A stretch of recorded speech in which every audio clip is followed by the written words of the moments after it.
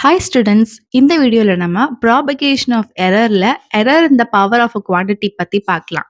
இது வரைக்கும் நம்ம addition, subtraction, product and division வந்து பார்த்துருக்கோம். இப்போ நம்ம வந்து பவர் வச்சு பார்க்க போகிறோம். கன்சிடர் a பவர் n இருக்குது அப்படின்னு வச்சுக்கோங்க. அதை நம்ம இசட்னு வச்சுக்கிறோம். இப்போ இதில் எரர் இருந்துச்சு அப்படின்னா இதை எடுத்து எழுதும்போது எப்படி வரும் அப்படின்னா இசட்டுக்கு Z plus R minus del இசட்டுன்னு வரும்.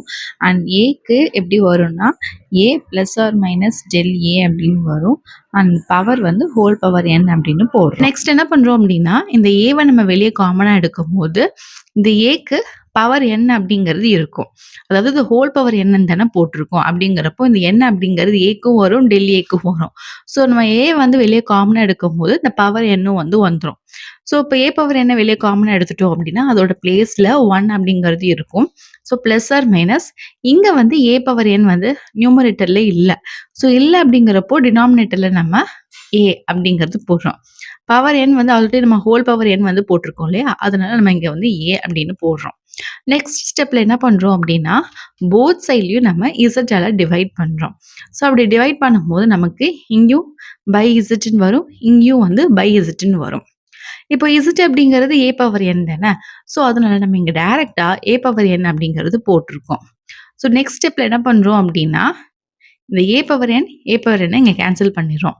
அண்ட் இங்கே வந்து என்ன ஆகுது அப்படின்னா இந்த ஹோல் இசட் அப்படிங்கிறது ஸ்ப்ளிட் ஆகுது. Z by Z plus R minus del Z by Z அப்படின்னு ஸ்ப்ளிட் ஆகும்.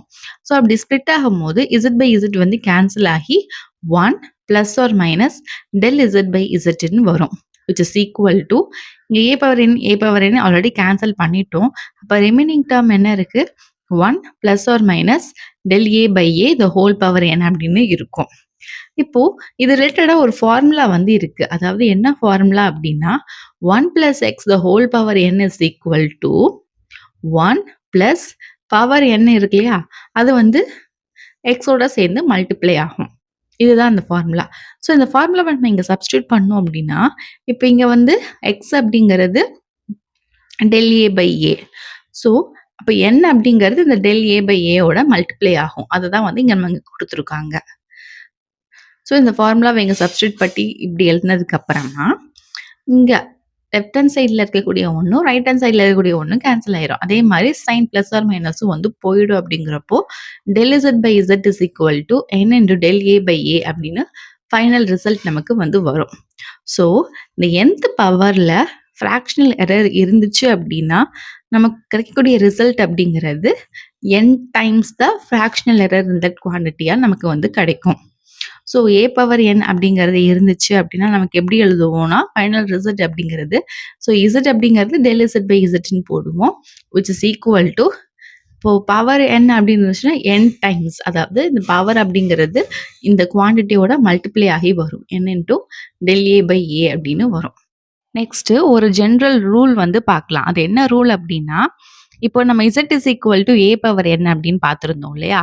ஸோ அந்த மாதிரி இப்போ இங்கே வந்து z is equal to A power p power q by c power r இருந்துச்சுன்னா அப்போ இதை வந்து எப்படி வந்து எழுதுவோம் எரரோட இருக்கும்போது.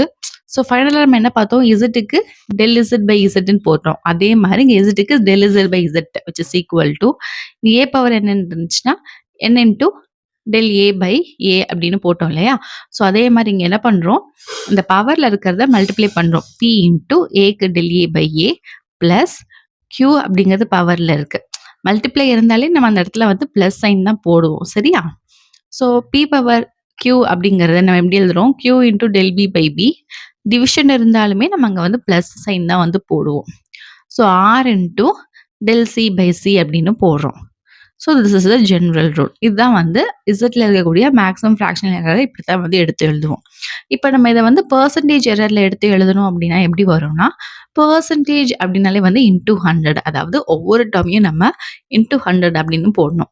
அப்போ இங்கே del Z by z into 100 which is equal to p into del A by A into 100 plus q into del B by B into 100 plus r into del C by C into 100 அப்படின்னு வரும்.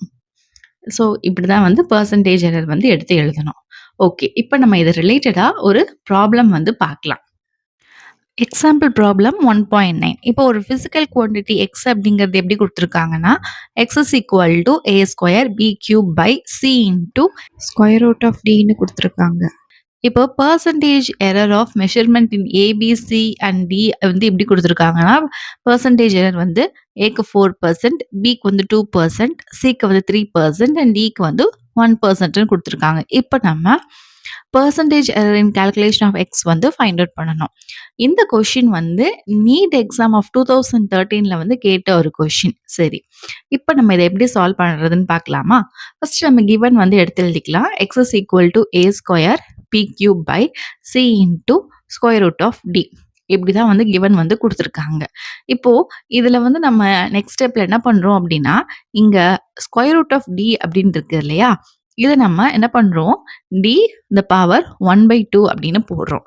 அதாவது the square root அப்படிங்கிறது which is nothing but it is equal to 1/2 power 1/2. So இது ரெண்டுமே வந்து same தான். சரியா?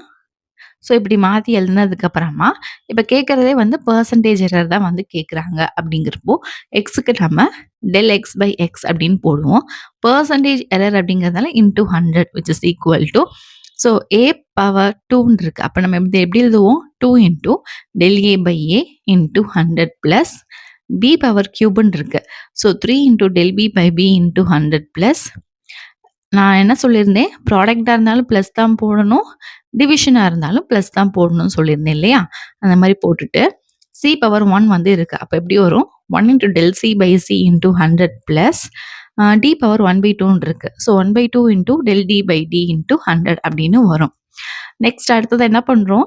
இந்த பெர்சன்டேஜ் வந்து ஒவ்வொன்னா சப்ஸ்டிட்யூட் பண்றோம். அப்படிங்கிறப்போ 2 into del A by A into 100. அப்ப அதோட வேல்யூ தான் வந்து 4%. அத வந்து இங்க எழுதுறோம். Plus 3 into del B by B into 100. இதோட வேல்யூ வந்து 2%. ஸோ அந்த 2வ வந்து இங்க இடத்துல போடுறோம். Plus 1 into del C by C into 100. அதோட வேல்யூ வந்து 3%. ஸோ அந்த 3ய வந்து இங்க போடுறோம். Plus 1/2 into del D by D into 100. அப்ப இதோட வேல்யூ வந்து 1%. அப்ப இதோட வேல்யூ 1 வந்து இங்க போடுறோம். ஸோ இப்படி போட்டதுக்கு அப்புறமா என்ன பண்றோம்? மல்டிப்ளை பண்றோம். 2 into 4 8 plus 3 into 2 6 plus 1 3s are 3 plus 1/2 into 1 1/2 போட்டுட்டு 8 பிளஸ் 6 பிளஸ் 3 என்ன வரும்? 17 வருது. ஸோ 17 பிளஸ் 1/2ன்னு வந்திருக்கு. ஸோ 1/2 அப்படின்னா it is nothing but 0.5.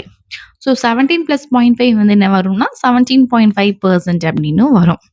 So இதுதான் percentage error in the calculation of x. This is a final result. So இப்படி தான் வந்து இந்த ப்ராப்ளம் சால்வ் பண்ணணும். ஓகே, அவ்வளோதான். நம்ம இந்த வீடியோவில் ப்ராபகேஷன் ஆஃப் எரரில் பவர் அப்படிங்கிறத வச்சு நம்ம எப்படி எரராக இருந்துச்சுன்னா சால்வ் பண்ணுறது அப்படின்னு சொல்லி பார்த்துருக்கோம். ஐ ஹோப் இன்னைக்கு பார்த்து இந்த டாபிக் உங்களுக்கு கிளியர் அண்டர்ஸ்டுட் ஆயிருக்கும்னு நினைக்கிறேன். If you have any doubt regarding this please do comment let me know in the comment section. நான் என்னோட சேனலில் ஃபிசிக்ஸ், கெமிஸ்ட்ரி அண்ட் பயாலஜி அப்படின்னு ஸ்டாண்டர்ட் 6லேருந்து ஸ்டாண்டர்ட் 10 வரைக்கும் எல்லா யூனிட்டும் கம்ப்ளீட் பண்ணிட்டு நான் ஸ்டாண்டர்ட் 11 அண்ட் 12 வந்து போஸ்ட் பண்ணிக்கிட்டு வரேன். ஸோ இது வரைக்கும் நான் போட்ட டாபிக்ஸ்லாம் பார்க்கணும்னு நினச்சிங்க என்னோட சேனல் பிளேலிஸ்ட்டில் போய் நீங்கள் வந்து பார்த்துக்கலாம். ஓகே, நெக்ஸ்ட் வீடியோவில் இதுக்கு அடுத்து வரக்கூடிய டாபிக் வந்து பார்க்கலாம். See you soon again in next video. Thank you for watching.